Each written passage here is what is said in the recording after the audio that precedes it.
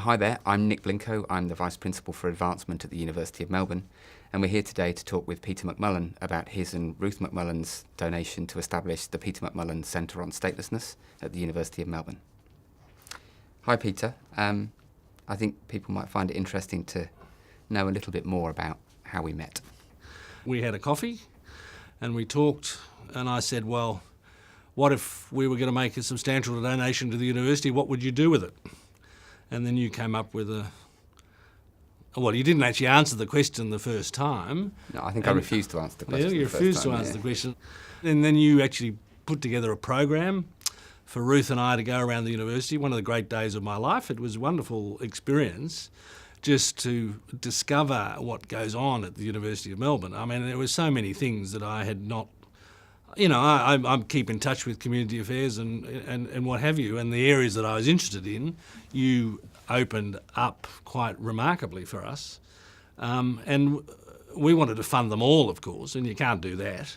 So, because of my history in refugee law, I was interested in the statelessness question, but wasn't quite clear about how that might work, but then became very excited about the idea of the first global centre in the world devoted in an academic sense towards resolution of issues around statelessness, which is a massive growing global problem. Many people probably aren't familiar with actually what statelessness is. People understand that there are refugees, but statelessness is a particular and growing subset of that. Statelessness is having no state, and it's actually not being recognised by anybody as having any of the rights attaching to be a member of a state. I mean, what could be worse? Statistics suggest that there's a child born into statelessness in the world every 10 minutes. Now, one of the first tasks of the Centre on Statelessness is to get some of that global data together to actually put some substance behind those figures. Did it surprise you that a university like Melbourne actually engaged in this kind of work?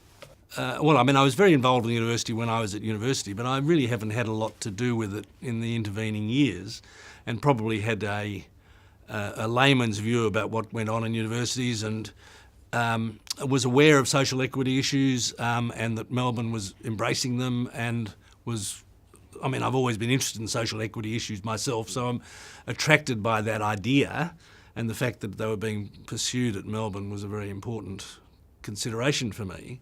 It's been a great experience. I've enjoyed it, and you've made it very easy. Your team have been fantastic, and I think more people need to have these sorts of positive experiences around philanthropy to do it, because it's been historically a slightly esoteric area and a little bit, is it all to do with tax? Is it all to do with this or that or the other, or putting names on buildings? And I see it as part of social change, and it's an important part of achieving social change, and we've seen the difficulty that governments have had of doing some of these serious matters. But so anybody who's watching this, I would say they should think about it seriously and ring you if they... I think that's a very good idea. I think if they need to develop it further, or if they can't get to you, I'm happy to talk to them. This is what's been interesting about the philanthropic process, is that I've actually learnt an incredible amount just by being engaged in this process. I thought I knew everything before, but I don't. Well, it's a really big university, and one of the real joys in doing what I do is that pretty much anyone who came to us and said, my interests are these 3 or 4 things, or even this list of 10 things, what do you do? It's pretty easy for us to say, well, we've got world-class people actually making a difference in those areas that you really, really care about. Perhaps we move on then to talk about, so we did our discovery day with you and Ruth. How did you narrow down from the list of, I think, 6 or 7 things we worked on that day to something that came to this level of specificity? It's a matter of finding out what works for you. Now, statelessness worked for me because of my history in the Refugee Review Tribunal, and once upon a time Australia was a leader in this space, so you couldn't say we were anymore. But my hope is that one day Australia can be a leader in statelessness. So you could have taken this idea anywhere.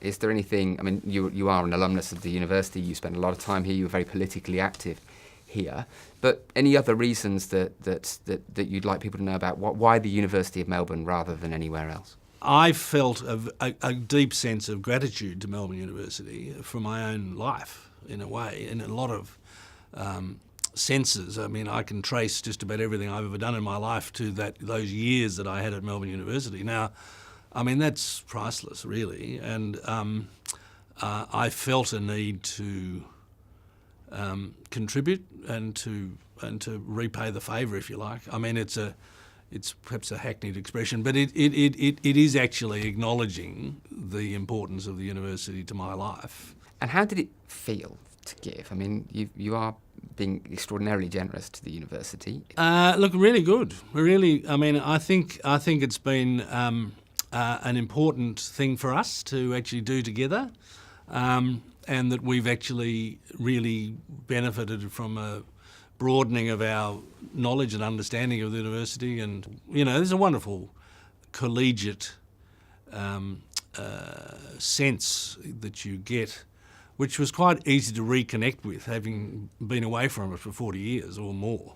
I have no doubt I will be involved in the university for a long time now in a way that I perhaps didn't imagine I would be. Oh, we certainly hope so. I mean, as we talked about before, you and Ruth have been just a complete joy to work with, and for a fundraiser, to work with people like you who have such clear passions for things that really make a difference, and then to be able to put that into place within this organisation has just been amazing. So I'd like to say again thank you very much to both you and Ruth, and we just love working with you and looking forward to a long and fruitful relationship. So thanks, Peter. Cheers. Enjoying it.